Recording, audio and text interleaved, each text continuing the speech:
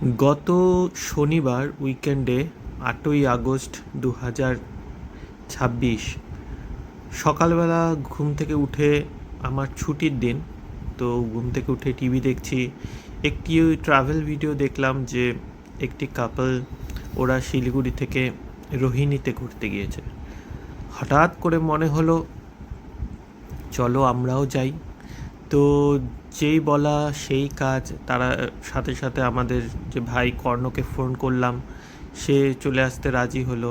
মাকে রেডি করলাম, নিজেরা স্নান খাওয়া দাওয়া করে দুপুর প্রায় 2টো বাজে তখন আমরা রওনা দিলাম। মানে 12টাতে ঠিক হয়েছে, 2টোর দিকে রওনা দিয়েছি।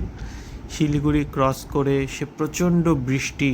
আমরা তো ভাবলাম যে আজকের দিনটি ঠিক করা সঠিক হয়নি, কিন্তু শিলিগুড়িতে গিয়ে শুকনার মোড় থেকে যখনই বাঁ দিকে এই যে শুকনার জঙ্গলে ঢোকা হলো, এখানে কোনো বৃষ্টি নেই, সুন্দর আবহাওয়া, এই রাস্তাটা এত সুন্দর, এবং এখানে আর্মি ক্যাম্প আছে।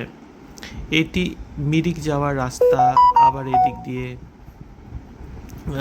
এই যে এটি হচ্ছে আর্মি ক্যাম্প এখানে, আর সেখান দিয়ে এদিকে কার্শিয়াংও যাওয়া যায়। তো কার্শিয়াং হয়ে দার্জিলিংও অনেকে এই রাস্তা দিয়ে যায়, যদিও এটা কমন রাস্তা নয়। এই যে হাউজিংগুলো আর্মি যে কমপ্লেক্সের মধ্যে এত সুন্দর করে সাজানো, চারিদিক পরিষ্কার পরিচ্ছন্ন, এবং চা বাগান, ফরেস্ট, মানে যাওয়ার রাস্তাটাই খুব সুন্দর। যদিও জলপাইগুড়ি থেকে আমরা রওনা দিয়েছি, জলপাইগুড়ি থেকে রওনা দিয়ে ফাটাপুকুর বা শিলিগুড়ি পৌঁছাতে প্রচণ্ড বৃষ্টি ছিল। তো কিন্তু এখানে এত সুন্দর, বিকেল তখন 4টা বাজে, আমরা প্রায় রোহিণীর সাইডে, তখন রোহিণ মানে পাহাড়ের উপরে উঠব, সেই বিখ্যাত যেই মোড়টি, যেখান থেকে ডান দিকে গেলেই পাহাড় দেখা যায়, সোজা চলে গেলে দুধিয়া মিরিকের দিকে, আর এদিকে রোহিণী হয়ে এটি কার্শিয়াংয়ে যাবে। তো এই রাস্তাটা বরাবরই খুব ভালো লাগে।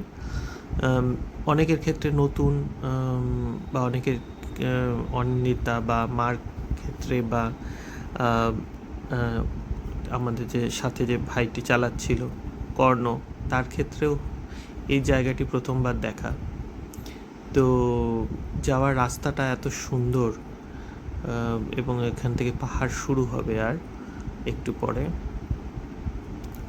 যদিও আমাদের এই ভাইটি অত দূর পাহাড়ের উপরে উঠতে পারবে না, ও কখনো চালায়নি সেরকমভাবে। আমরা কাছাকাছি, এই জন্যই রোহিণীকে ঠিক করা, কারণ রোহিণী এমন একটি জায়গা যেটি অত উঁচুতেও নয়, আবার ওখানে একটি লেক আছে। তো এই সমস্ত দেখে আমরা আবার ফিরে আসব। তো কারণ না হলে তো প্রতিটি শনি রবিবার আমরা বাড়িতেই থাকি, সেভাবে কোথাও ঘোরা হয় না। কোনো না কোনো সিজনে, গরমের সিজনে গরম, তারপরে যখন অ্যাকচুয়াল সিজন শুরু হবে তখন ভিড় প্রচণ্ড হবে, প্রচুর লোক যাবে অক্টোবর নভেম্বরের দিকে, তারপর শীতকাল পড়ে যাবে। এখন বর্ষাকাল, অনেক হয়তো বর্ষাকালে পাহাড়ে যাওয়াটা খুবই রিস্কি। সমস্ত কিছুই মাথায় রেখে তাহলে তো আর ঘোরাই হবে না। তো সমস্ত কিছু মাথায় রেখেই রওনা দিলাম। আমাদের পক্ষে সমস্ত অফিস সংসার সামলে ঘোরাটা অনেক সময় হয়ে ওঠে না, এইভাবেই মাসের পর মাস, দিনের পর দিন কেটে যায়। তো অত খুব একটা প্ল্যান করে ঘোরা সম্ভব হয় না। তো আমাদের এভাবেই যতটুকু সম্ভব পারি। তবে দিনটি খুব ভালো গেল, যদিও প্রচণ্ড বর্ষা এবং প্রচণ্ড বৃষ্টির মধ্যে দিয়ে জার্নিটা হলো, রওনা দিতেও দেরি হয়ে গিয়েছিল। কিন্তু এই যতটুকু রাস্তাই আমরা পেয়েছি, 1 ঘন্টা হোক 2 ঘন্টা হোক, এটি প্রচণ্ড একটি মানে শান্তি একটি পাওয়া। পাহাড়ের দিকে গাড়ি যখন ওঠে, তাতে যে আবহাওয়া, স্নিগ্ধতা, চারিপাশের একটা শান্ত পরিবেশ, এমনিতেই মন ভালো হয়ে যায়। প্রতিদিনকার নানা রকম সংসারের অনেক কিছু ব্যস্ততার মাঝে এইভাবে মাঝে মাঝে ঘুরতে ভালোই লাগে। তো সব করে আমরা একটি পাহাড়ি দোকান থেকে চা এবং মোমো খেলাম। মোমো খেয়ে আমরা এবার আবার সেই বাড়ির দিকে রওনা দিয়ে দিচ্ছি, কারণ বেশি সন্ধে হয়ে গেলে আবার সেটা ঠিক হবে না। তো আমরা রওনা দিয়ে দিচ্ছি, এই 5টা-6টার দিকে আবার রওনা দিয়ে দিলাম। মাত্র 1-1.5 ঘন্টা ছিলাম, সেরকমভাবে তো আর প্ল্যান করে আসা হয়নি।